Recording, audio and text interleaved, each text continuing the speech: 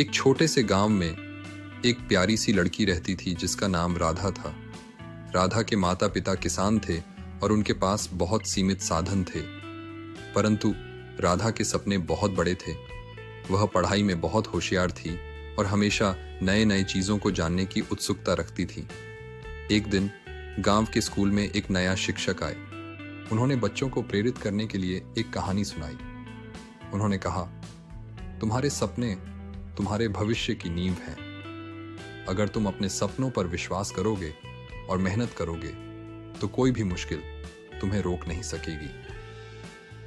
राधा ने शिक्षक की बातें बहुत ध्यान से सुनी और उसने ठान लिया कि वह अपने सपनों को साकार करने के लिए पूरी मेहनत करेगी।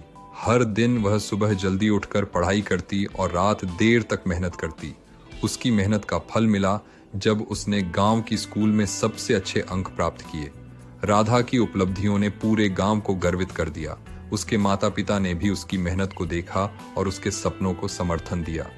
धीरे धीरे राधा ने अपने गांव के बच्चों को भी प्रेरित किया और सभी ने मिलकर एक टीम बनाई जो एक दूसरे की मदद करते थे और एक साथ पढ़ाई करते थे।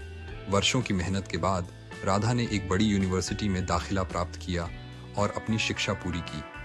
आज राधा एक सफल इंजीनियर है और अपने गांव के बच्चों के लिए एक आदर्श है। उसने अपने गांव में एक पुस्तकालय भी स्थापित किया है ताकि वहां के बच्चों को भी शिक्षा का महत्व समझ आ सके।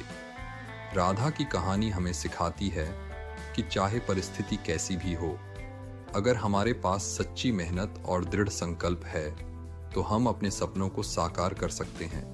एक छोटे से गांव में एक प्यारी सी लड़की रहती थी जिसका नाम राधा था। राधा के माता पिता किसान थे और उनके पास बहुत सीमित साधन थे। परंतु राधा के सपने बहुत बड़े थे। वह पढ़ाई में बहुत होशियार थी और हमेशा नए नए चीजों को जानने की उत्सुकता रखती थी।